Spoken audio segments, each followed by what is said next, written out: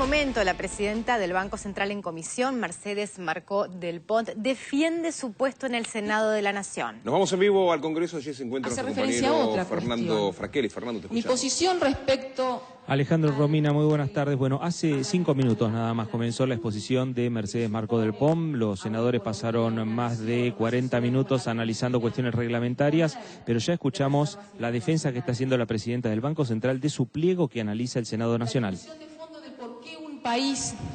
¿Por qué este país en los últimos años acumuló reservas internacionales? ¿Para qué pueden usarse y para qué no pueden usarse las reservas internacionales? Estuvo presente desde cuando me inicié como diputada de la Nación. Miren, yo asumí en diciembre del 2005 y el primer proyecto que defendí vehementemente y pedí defender fue cuando se realizó el pago al Fondo Monetario Internacional con reservas internacionales. Esa línea de coherencia también se planteó cuando a principios de año, en esta controversia en torno a lo que fue el decreto 2010, yo públicamente salí a respaldar con mucha vehemencia que me parecía un hecho realmente estratégico y muy virtuoso para la Argentina, que pudiéramos, en un mundo que se derrumbaba, donde los países no tenían grados de libertad para reaccionar, que la Argentina contara con este colchón y esta disponibilidad para no ir por las alternativas del ajuste o del endeudamiento a tasas de usura en los mercados internacionales. Allí fue en enero, y lo pueden leer, está todo documentado, cuando me preguntaban sobre la actitud del anterior presidente del Banco Central, yo muy claramente lo que contestaba era: es una buena decisión de política económica, es un DNU que tiene rango de ley. El presidente entonces, si no está de acuerdo porque no está convencido de que fuera una buena decisión para el país, se tiene que ir, pero no puede desoír lo que marca un DNU que tiene rango de ley. Entonces, yo esto quiero plantearlo porque básicamente lo que vamos a intercambiar en el día de hoy tiene que ver con dos cuestiones. La cuestión formal, la cuestión de cómo actuó el Banco Central, cómo actuó en la más absoluta legalidad, pero también tiene que ver con el debate que me parece que para todos los senadores, para todos los argentinos, es el más interesante, que tiene que ver con la cuestión de fondo, de por qué la Argentina hoy tiene, a través de un uso virtuoso de las reservas para hacer pago de deuda, una enorme capacidad de maniobra en materia de política económica que creo que de ninguna manera podemos vedarnos como posibilidad los argentinos. Y entonces yo sé que a todos lo que más les preocupa, y porque los he venido escuchando, es cómo actuó el Banco Central el día 1 de marzo, ¿sí? Y por eso me voy a detener y les voy a relatar un poco cómo fue este proceso, que tampoco empezó el 1 de marzo, porque nosotros en el Banco Central, ya desde 2 semanas antes, estábamos trabajando con el Ministerio de Economía acerca de la posibilidad que ya existía a partir del antecedente de lo que fue el decreto 1599 de pago al Fondo Monetario Internacional, para que el Banco Central, a través de un mero decreto, pudiera habilitar el pago a los organismos multilaterales. O sea, que este fondo para pago a los organismos multilaterales ya estaba habilitado por el anterior decreto que después fue ratificado por una ley del Congreso de la Nación. Esto es importante porque nosotros ya teníamos dictámenes en ese sentido. El 1 de marzo, ustedes habrán oído que yo convoqué a una reunión de directorio. Yo tenía prevista convocar una reunión de directorio. ¿Por qué? Porque íbamos a tratar el tema del fondo para pagos a organismos multilaterales. Teníamos ya virtualmente elaborados los dictámenes jurídicos y todos los dictámenes técnicos que se requerían. Y esa iba a ser la discusión de fondo, porque ya estaban ocurriendo vencimientos y el sentido común, la eficiencia y la eficacia en materia de política económica, lo que planteaba era que no tenía sentido de seguir utilizando pesos para comprar los dólares, para transferir a los organismos, pudiendo recurrir a esta posibilidad de la Argentina de directamente usar parte de las reservas para pagar las deudas en dólares con los organismos multilaterales. Esto es lo primero que les quiero plantear. Estaba prevista el 1 de marzo una reunión para tratar lo que después fue el fondo para pagos a organismos multilaterales.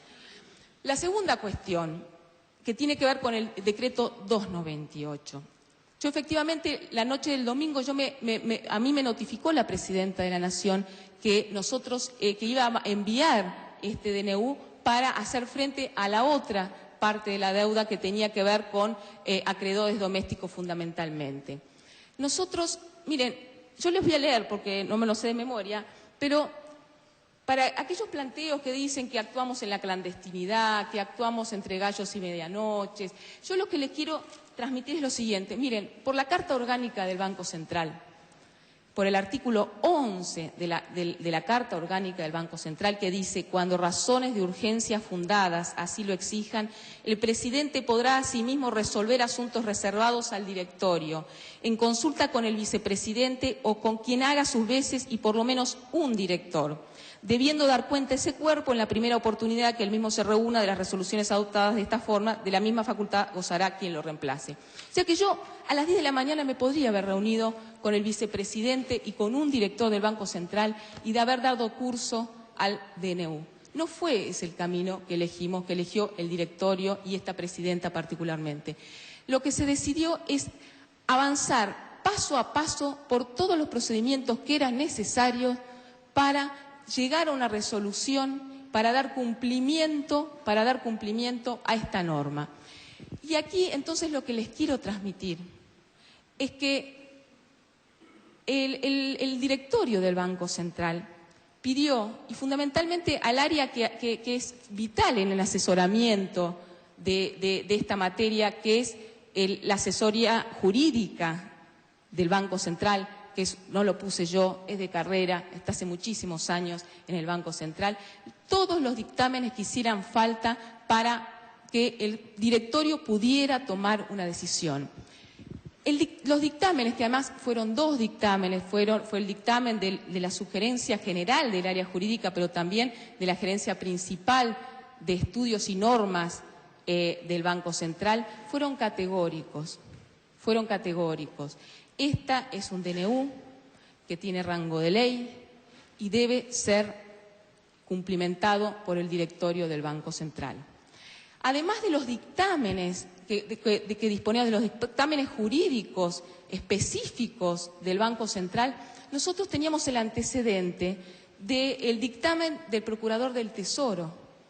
El dictamen del Procurador del Tesoro, del anterior Procurador del Tesoro, cuando da opinión acerca de por qué había que remover o no al anterior presidente del Banco Central, es muy claro y señala todos los incumplimientos que tuvo el anterior presidente, desde incumplir con lo que plantea la propia Carta Orgánica del Banco Central en su artículo 10, que dice que el presidente tiene que dar cumplimiento a todas, obviamente a la Carta Orgánica, pero además a todas las normas y leyes nacionales, que dio incumplimiento a la Ley de Ética de los Funcionarios Públicos, de donde también obliga a velar por el cumplimiento de las leyes, y que además, y está planteado en el mismo dictamen que recupera el área jurídica del Banco Central, lo que plantea que además soy pasible de una demanda penal por abuso de autoridad,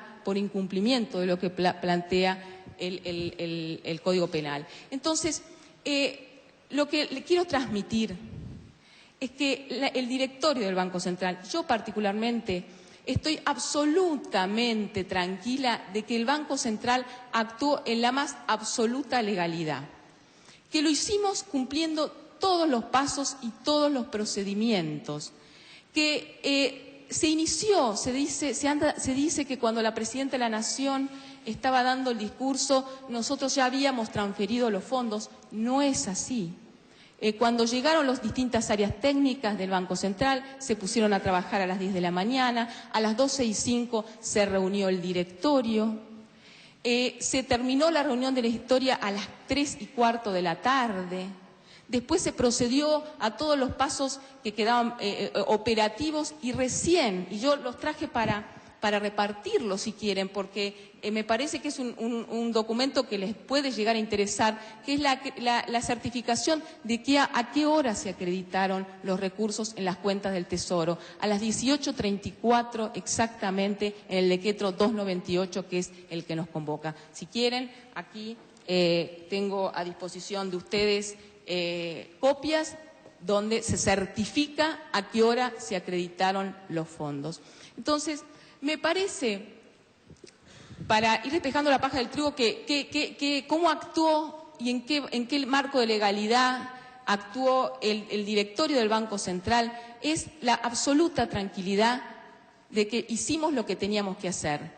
De no haber actuado como actuamos, hubiéramos sido pasibles del mismo desenlace de lo que ocurrió con el anterior presidente del Banco Central. Entonces, esto me parece que es importante. Vamos a volver en cualquier momento, por supuesto, siguiendo esa alternativa de lo que está ocurriendo en el Congreso de la Nación. Estamos con Raúl de la Torre. Bueno, todos la escuchamos a la presidenta del Banco Central, a Marco del Pont, pero ¿qué está queriendo decir? Exacto, Alejandro, la escuchamos y lo que está haciendo es un muy exhaustivo relato de lo que sucedió el día 1 de marzo, que es el día del conflicto, el día que decide el Banco Central poner a disposición del Ministerio de Economía los fondos para el pago de la deuda, los fondos de este famoso Fondo Bicentenario primero, Fondo del Desendeudamiento después, y recordemos, está dando la explicación de hora por hora que se hizo, porque fue el mismo día que la presidenta habló en la Asamblea Legislativa abriendo las sesiones ordinarias de este año, y ahí se decidieron toda una serie de sospechas, por eso las aclaraciones muy puntuales de Mercedes Marco del Pont.